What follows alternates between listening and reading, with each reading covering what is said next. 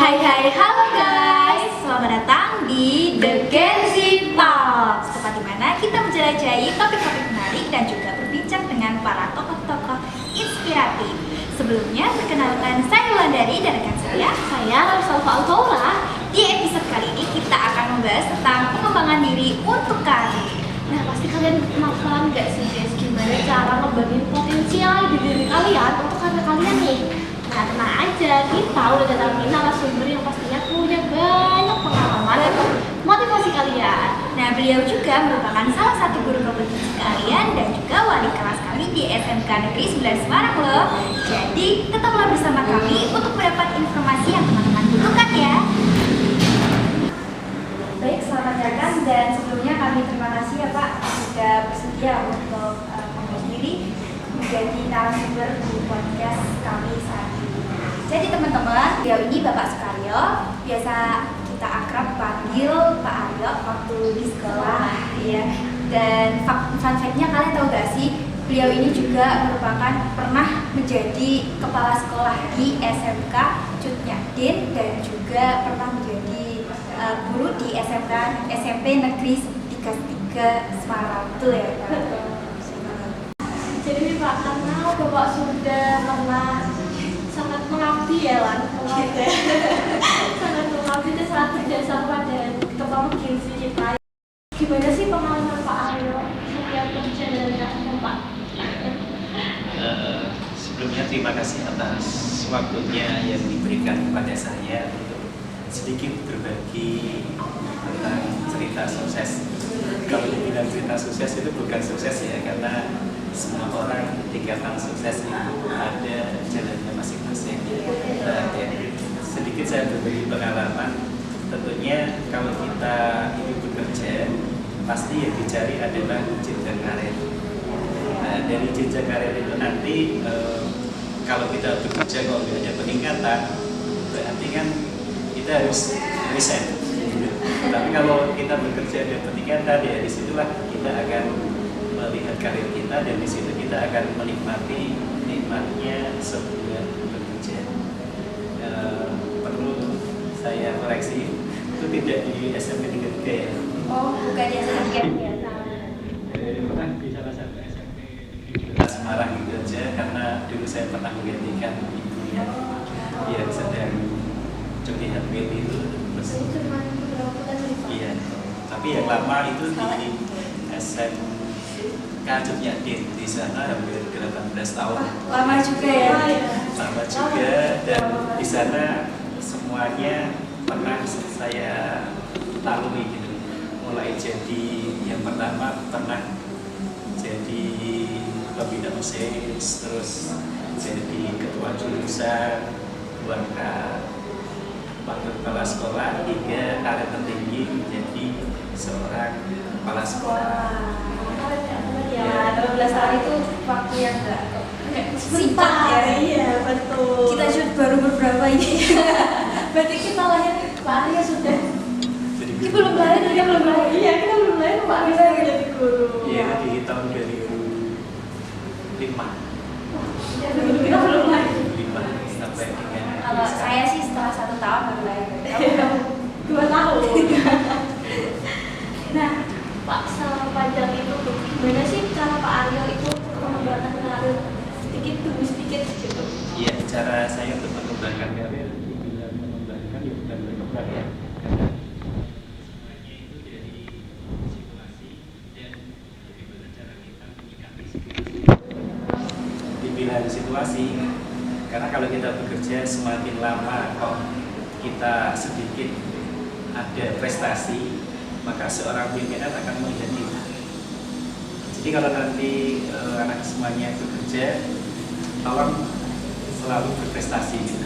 Karena kalau kita punya prestasi, maka pimpinan akan melihat bagaimana potensi kita, bagaimana kompetensi yang kita miliki, dan bagaimana kemampuan kita. Dan disitulah waktu yang akan berbicara gitu. Maka seorang atasan akan mencoba kita di beberapa macam posisi. Jika kita bisa, maka karir kita akan naik katakanlah. Tapi kalau kita nggak bisa, ya kita akan dialihkan ke posisi yang lain. sesuai kemampuan kita ya. Sesuai kompetensi yang Buatan kita yang miliki. benar. Terus untuk merintis semua itu butuh mengatur manajemen waktunya tuh gimana sih Kak? Iya. Kita kan tahu Gen Z itu emang susah banget ya, karena kita lebih mentingin magernya atau mentingin effortnya. Ya, sebelumnya kalau kita ingin manajemen waktu, kita lihat dulu motivasi apa kita bekerja. Jadi pada saat kita memasuki dunia kerja, di situ itu kita mau ngapain? Kalau tahu posisi pada saat kita masuk sudah punya goal atau punya tujuan ya, nanti saya pengen ini lah. Nanti di situ hati kita atau faktor-faktor genetik dalam kita akan mengikuti. Timbul ambisi ya. Iya, timbul motivasi, timbul semangat, dan nantinya kalau kita sudah punya goal, misalkan saya dalam 1 bulan atau 2 bulan ingin belajar ini, dan tentunya semuanya itu diawali dari belajar dulu dan sosialisasi. Iya, iya. Terus kita sosialisasi, habis itu setelah itu barulah kita akan melakukan manajemen waktu. Dan untuk melakukan manajemen waktu itu tadi kita punya goal atau apa yang akan kita capai pada katakanlah 1 tahun ini kita harus mengenali apa, 1 bulan ini kita mengenali apa, dan disitulah muncul ide-ide untuk membuat sebuah manajemen waktu. Jadi keren banget ya, lawan-lawan gitu. Tapi pasti targetin, iya. tertata banget. Iya, betul. Penting yang penting sih apa sih? Terus jangan takut buat Gen Z. Iya. Terutama kita juga sih. Harus punya target semuanya. Iya, tentunya kalau kita masuk bekerja, Kalau kan ingin ada tujuannya. memiliki minat kita gimana? Kalau kita ingin tahu minat kita ada di mana, Atau kita lagi bingung nih masuk-masuk kayak ini mau lulus juga kita masih bingung nih Kemana? gitu apa sih aku nih sebenarnya tuh berguna nggak sih gitu ya? ya, sebenarnya gini, sebuah minat itu muncul dari kebiasaan kita sehari-hari. Yang tanpa kita sadari, dari kebiasaan kita sehari-hari itu membentuk sebuah kepribadian kita. Biasa. Iya, jadi kita biasa melakukan apa nih? Katakanlah kalau kita sering. Tapi tuh kadang ada salah satu anak juga masih bingung Pak baru-baru dan kayak masih bingung banget karena nemuin hobi aja dia nggak tahu gitu ya. Sebenarnya hobi kita itu banyak. Kenapa banyak? Mungkin kita nggak sadar ya. Iya. Contoh, katakanlah kita suka drama-drama Korea. Itu aslinya hobi kita itu di dalam, misalkan nanti kita menjadi seorang sutradara, itu akan bisa membuat film yang mungkin mirip-mirip dengan yang Korea gitu. Ya, kita sampai melihat. Ya, sering melihat. Jadi Tahu aku. dari awalnya dari sebuah kebiasaan itu, kalau kita manage dengan baik, nanti akan mendapatkan sebuah hobi yang nanti bisa menghasilkan cuan-cuan dari Wah. kehidupan kita. Bermanfaat ya. Iya. Jadi kalau bilang anak, Pak, saya nggak punya hobi, itu salah. Iya, iya. Ada cara yang salah. Karena belum terjadi dan belum ketemu. Tapi nanti kalau kita sudah pelan, kita sudah tahu kebiasaan kita seperti ini, nah maka itu akan Kita cocok-cocok. iya. Nanti Coba-coba. dari hobi nonton film Korea pun kita punya satu hobi, bisa suatu saat kita menjadi seorang Kalau sutradara. hobinya main game Pak. Hobinya main game. Yang kedua, kan sekarang banyak kompetisi di Mobile Legends, apa sekiranya itu bisa membuat kita untuk tahu akan potensi kita. Dan itu setelah kita tahu potensi kita harus minimal itu punya teman dekat. Butuh Di support mana system lah ya. di mana teman dekat kita itu nanti akan kita ajak curhat untuk memotivasi kita. Beritahu kita juga ya Pak, Iya. apa sih potensi kita yang sangat menonjol gitu kan. Seperti itu ya guys. Nah Pak, ngomong soal potensi nih, kadang anak Gen Z walaupun dia merasa udah punya potensi, dia pasti ada yang namanya insecure kalau bahasa anak sekarang. Betul. Dia kan Betul dia banget. insecure, aku takut tak bisa mau coba, aku takut insecure, kamunya kan Udah overthinking gitu ya. Sendiri yang enggak Iya. aku bisa ya. bisa Padahal belum dicoba. Iya. Tapi udah insecure dulu karena lihat kayak saingannya kayak mesti mereka lebih bagus Iya, ya. betul. Itu gimana sih Pak cara menghadapi insecure? Ya, cara menghadapi insecure yang paling mudah adalah satu, tahu akan potensi kita. kalau kita sudah tahu kita punya kemampuan, kita punya potensi, dan potensi kita itu ibaratnya kita sudah pede. Meskipun kita baru tahu separuh, tapi kalau kita sudah pede, kita sudah punya kepercayaan diri yang baik, tentunya nanti akan mengalahkan kita. Dan yang kedua, jangan lupa kita sekarang kan anak suka media sosial. Iya. Ya, jangan sampai media sosial itu hanya untuk nonton dan nonton. Tapi gunakanlah bagaimana cara kita untuk meningkatkan kompetensi kita. Kan di situ banyak sekali website yang menyebabkan kita bisa berkreasi, bagaimana kita bisa menentukan arah jalan kemana. Jadi kalau kita melihat pesaing kita, gini, pesaing itu jangan ibaratkan sebuah masalah. Kan kalau kita lihat semuanya kan, kalau kita insecure kan kelihatan kita kecil, yang lain besar gitu. Iya, betul. Iya, karena takut. Sekarang kita balik. Kita yang besar, kita anggap teman-teman kita yang kecil. Seperti kalau kita ketakutan pada saat kita jalan di tengah lingkungan. Kalau kita melihat lingkungan itu besar, maka kita akan tambah takut. Tapi kalau kita ibaratkan lingkungan itu sebuah titik yang kecil, atau pesaing-pesaing kita itu ibarat titik yang kecil, maka disitulah kita akan muncul sebuah kegiatan. Nah, kalau kita sudah punya kepercayaan diri, maka seluruh hubungan dalam diri kita akan ikut membantu kita untuk mencapai goal apa yang kita kehendaki. Mindset kita Atau mengubah mindset itu sangat penting. Jadi yang kelihatan besar kita kecilkan. Speaking juga. Iya, kalau orang-orang itu sih paling gitu kan, paling susah. Nah, dan itu kenapa itu susah? Karena kita nggak berani mencoba. Sebenarnya kalau kita sering mencoba, contoh paling gampang itu kita coba apa? Di depan kaca. Di depan kaca. Iya sendiri. Iya sih pernah. Iya. Kita akan tahu kok ternyata di depan kaca itu selalu melihat ke bawah, selalu ke atas, tangannya gerak gini, tampilannya gerak gini. Bisa kita lihat manakala kita di depan kaca ya. Bisa koreksi ya. Iya.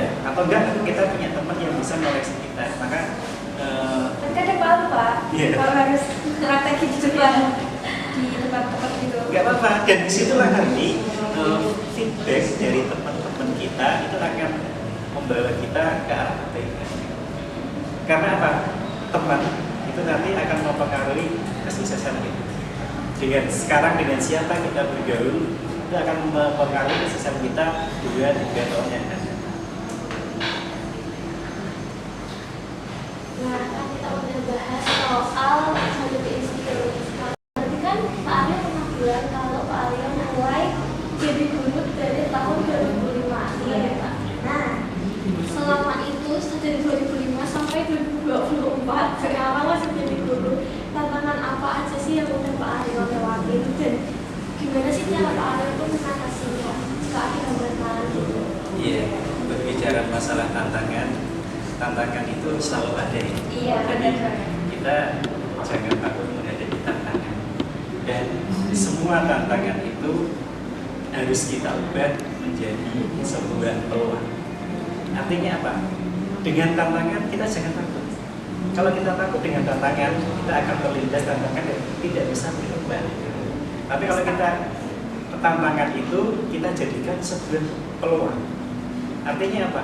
Semua tantangan yang ada dalam diri kita pakai HNN. Apa itu Pak? Hayati, nikmati, dan satu syukuri. Siapa? Dengerin tuh teman. Iya, jadi semua tantangan yang ada di dalam diri kita harus kita nikmati, karena kita nggak akan bisa loncat dari tantangan itu. Iya, Iya, nggak bisa. Tantangan itu adalah sebuah masalah. Kalau kita lari dari sebuah masalah, akibatnya nambah sebuah masalah. Tapi kalau tantangan itu kita langsung kita hadapi. Setelah kita hadapi, bagaimana? Kita hayati. Dan yang terakhir harus kita nikmati. Jadi tantangan kalau kita nikmati, nanti tantangan itu akan menjadi sebuah peluang kita ke depan. Ya, nanti akan mempengaruhi tingkat kesuksesan kita. Jadi kita nggak boleh menghindari tantangan ataupun masalah ya lah. Yang penting tantangan. karena itu juga sebuah potensi guys, terutama gengsi, kalian harus berani lawan insecure Anda. Menurut Pak Aryo nih, karir yang bisa dikatakan berhasil tuh seperti apa sih Pak? Apakah harus jadi pimpinan atau direktur atau karya yang paling tinggi lah di perusahaan itu atau di organisasi? Enggak harus. Kalau menurut saya, ya jelas karir itu bermanfaat dari diri kita, membawa keberkahan dalam hidup kita. Apa artinya kita di posisi paling tinggi kalau kita dibenci bawahnya? Enak juga. Bagaimana karir yang baik adalah pada saat kita di posisi tinggi, kita itu pernah merasakan yang ada di bawah kita. Jadi ibaratnya kita itu karir itu berjenjang. Jadi nggak langsung tiba-tiba ujuk-ujuk langsung kita naik jadi pimpinan, itu enggak. Karena apa? Kita nggak pernah tahu akan kondisi kita yang di bawah. Tapi kan kadang banyak yang benci gitu Pak. Ya, kalau udah jadi pimpinan mesti ada aja masalahnya, ada yang benci atau ada yang iri mungkin. Enggak, jadi gini, kalau karir yang dikatakan bermanfaat atau baik bagi kita adalah yang bermanfaat juga dengan bawahan kita. Artinya apa? Pada saat kita di atas, kita harus tahu posisi yang di bawah. Yang di bawah itu sedang merasakan apa. Dan contohnya pada saat kita mengambil sebuah kebijakan, pada saat kita mengambil sebuah keputusan, libatkan orang yang ada di atas, yang di bawah kita. Karena apa? Beliau yang secara langsung berhubungan dengan customer kita. Gitu. Kalau kita kan hanya katakanlah fungsi manajemen, mengelola, mengamati, melaksanakan. Tapi orang-orang yang di bawah itu akan tahu. Jadi karir yang bagus itu bukan yang naik terus, ya naik itu karena ada waktunya ya. Tapi yang bisa membawa manfaat, keberkahan dalam hidupnya dan keberkahan untuk orang lain. Karena dari awal motivasi kita untuk karir itu apa? Ada yang tahu? Keberkahan dalam hidup kita dan orang lain. Kalau kita sudah punya filosofi itu atau prinsip, Kalau hanya cuma cari uang aja. kalau tak cari apa aja, kita dapat uang nih. Kita dapat cucukan yang banyak gitu. Tapi pada saat itu uang itu akan hilang dengan sendirinya. Iya. Karena nggak Tapi tidak bermanfaat. Iya, dan nggak bermanfaat. Jadi karir kita kejar, ya harus ingat akhirat juga. Iya. Balance ya, balance. Saya balance biar nanti menjadi yang terbaik. Jalan sendiri banyak. Harus terakhir. Karena kadang kan orang sampai lupa diri tuh Pak. Iya. Udah di atas lupa yang sama diri. Iya, dan merasa paling oke lah. Mungkin Pak Aryo kan sudah jadi kepala sekolah di SMK Yatim. Kita bahas itu lagi ya, kita bahas lagi seorang pimpinan. Apakah Pak Aryo puas dengan pencapaian yang Pak Aryo capai di SMK? Dibilang puas itu, kalau waktu itu saya sudah puas ya, karena saya mulai dari bawah, mulai dari tidak apa-apa, terus diberi amanah untuk menduduki posisi-posisi apapun hingga posisi paling puncak. Tetapi kalau sekarang, kalau dulu di Jurnyatin memang saya puas jadi di atas. Tapi setelah itu yang namanya jenjang karir, kita harus siap manakala kita sudah tidak jadi apa-apa. Nah disitulah namanya post power syndrome. Kebanyakan orang setelah menjabat terus tidak jadi menjabat, itu yang paling sakit katanya. Iya, saya sering banyak teman katakan kalau sekolah itu bilang, nanti kalau kamu sudah tidak jadi kepala sekolah, disitulah kamu akan dinilai oleh teman-teman kamu. Kuat apa enggak dari segi mental. Terus dengan bergaul dengan teman-teman selingkungan, ada masalah apa enggak? Iya, disitulah kita akan tahu bahwa pada saat kita berada di posisi puncak, jangan semangat. Karena nanti suatu saat hari ini kita dilantik, besok kita bisa digantikan oleh yang lain. Iya, maka kita harus punya katakanlah pada saat kita di atas itu ya jangan bertindak sesuai apa yang kita mau. Terus untuk kepuasan, yang namanya orang itu pasti tidak akan pernah puas. Iya, karena setiap manusia akan selalu diberikan nafsu. Dan itu yang Dan bagi saya tadi hayati, nikmati dan rasakan. Nah, di situ nanti akan muncul sesuatu yang akan meningkatkan karir kita. Disitulah. Dan kalau kita, pesan saya satu, kalau kita kerja dimanapun, tolong 100% komitmen. Nanti kalau kita sudah 100%, pasti kalau katakanlah di pimpinan kita nggak melirik, kita akan dipilih oleh orang lain. Ya, kalau 100 kita harus memberikan komitmen 100% untuk melaksanakan sesuatu, dan itu nanti akan menjadi nilai tambah kita di kemudian. Ada rencana buat jadi partner lagi nggak Pak? Ya, kalau masih diberi kesempatan, insya Allah Ada. Pak Aryo ini sudah mulai lagi ya Pak. Iya. Sejak ibaratnya itu direset. Merintis lagi di Dari awal.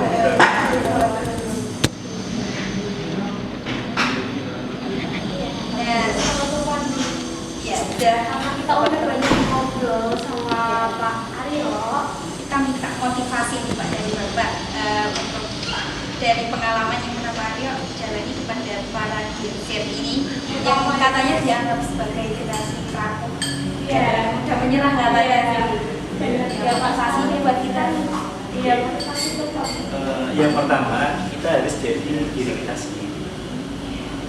Ya, kita harus punya siapa toh sebenarnya jati kita itu mau seperti apa. Branding ya. Iya, kita harus memberi diri kita. Dan yang kedua tadi, setiap kita ketemu dengan tantangan, janganlah segala sesuatu, baik itu tantangan, ancaman, terus apapun masalah, harus kita hadapi dengan tadi hayati, nikmati, dan terakhir rasakan. Ya.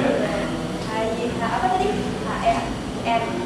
Hayati, nikmati, Rasakan. nanti kamu akan tahu bagaimana pahit dan garamnya sebuah kehidupan, dan nanti kamu akan terlahir. Tadi setelah itu, jika nanti kalian diberi kesempatan, diberi amanah bekerja di semuanya, tolong lakukan dengan 100%, jangan setengah-setengah. Karena kalau kamu sungguh-sungguh, misalkan tidak dihargai, nanti Allah akan menghargai kita. Allah tuh tahu semuanya Pak. Iya. Mungkin cukup ya buat kita semua ya, mungkin yang dekat juga rada kena gitu Bisa jadi sangat motivasinya sangat kaya. ya. Jadi di sini kita tahu bahwa meningkatkan skill atau kompetensi kita di dunia kerja itu mengetahui produktivitas dan daya saing di pasar kerja atau perusahaan lainnya ya. Jadi buat kalian yang nonton video atau podcast kita kali ini, terima kasih